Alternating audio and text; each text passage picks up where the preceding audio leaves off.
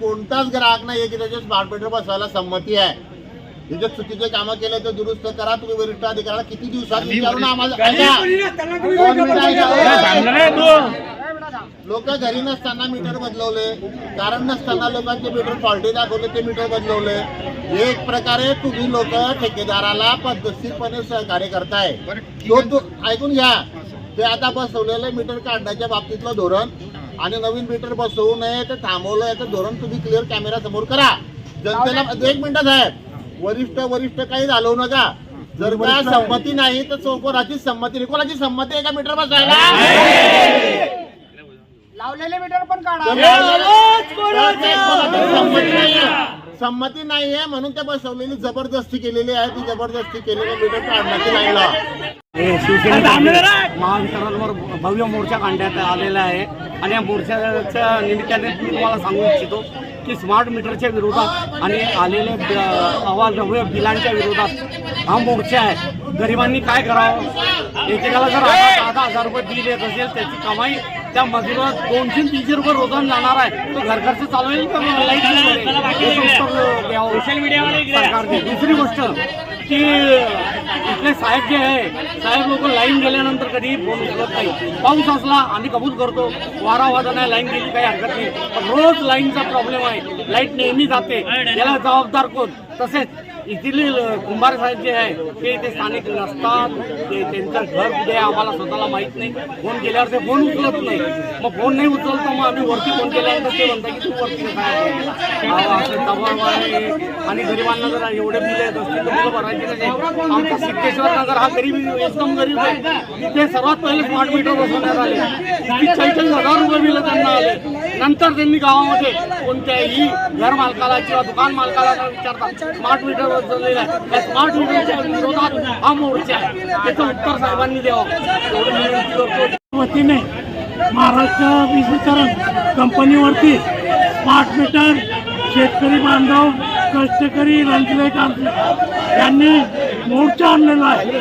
शिवसेनेनं या मोर्चाचं नेतृत्व केलेलं असून स्मार्ट मीटरच्या विरोधामध्ये सिद्धेश्वर नगरमधील नागरिक असतील, खेड्यापाड्यातले नागरिक असतील, त्या वरणगाव शहरातले नागरिक असतील, अत्यंत त्रस्त झालेले असते.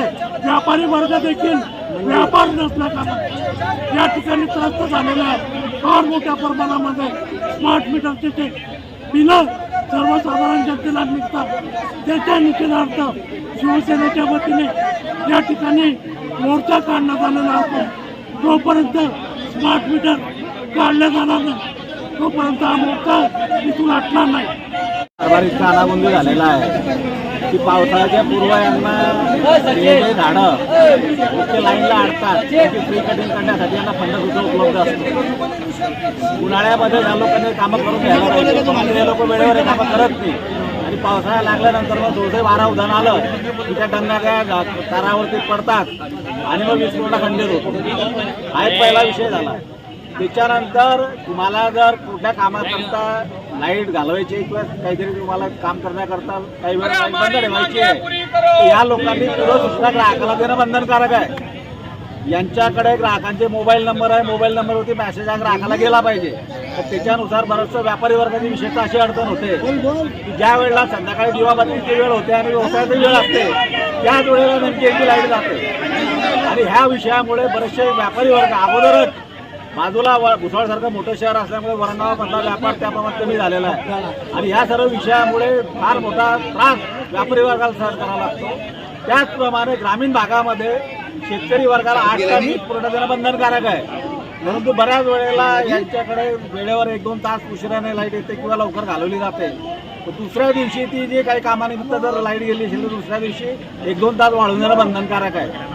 त्याचप्रमाणे काही ग्रामीण भागातल्या बऱ्याचशा तक्रारी, आता भुसावळचा काही वायरमन होता त्याच्या काही तक्रारी होत्या. तो नवीन आला तोही काही दारू पिलेला असतो, तो कामावर येत नाही. आणि एवढ्या मोठ्या गावामध्ये जर वायरमन लोक जर दारू पिऊन ड्युट्या करत असतील तर हा प्रकार निश्चितपणे खेदाचा आहे. आणि वारंवार कोणती सूचना किंवा बरेचसे नागरिक, आता माझा हॉटेल व्यवसाय आहे, माझ्याकडे 20 किलोवॅटचं सोलर लागलेलं असताना सुद्धा मला ह्या 2 महिन्यामध्ये 60-60 हजाराचे बिल आलेले आहे. ठीक आहे, विजेचा वापर एप्रिल महिन्यात वाढतो, पण याच्यात जर मागच्या वर्षात जर रेटिंग काढले 30-35 हजाराच्या वरती बिल आलेली आहे. स्मार्ट मीटर लावता बरोबर ते दुप्पट झालेलं आहे. मुळात शासनाने कुठेही स्मार्ट मीटर हे कंपल्सरी असं म्हटलेलं नाही आहे. तो ऐच्छिक विषय आहे. त्याच्यामुळे कृपया करून महावितरणने आपला कार्यभाग सुधारावा. तो मोर्चा आता त्याच्यात जे मागणी आहे त्या मागण्यांचा आज जो वरणगाववासियांनी जो मोर्चा आणला होता शिवसेनेतर्फे त्याच्या ज्या मागण्या आहेत त्या मागण्यांना मी माझ्या लेवलवर वरिष्ठांशी चर्चा करून तुम्हाला लेखी उत्तर देतो. आणि जे सप्लायच्या संदर्भात जेही विषय आहेत आपले सप्लाय सिस्टमच्या संदर्भात वीज पुरवठ्याच्या संदर्भात ते येत्या 8 ते 15 दिवसात निकाली निघतील अशी मी ग्वाही देतो.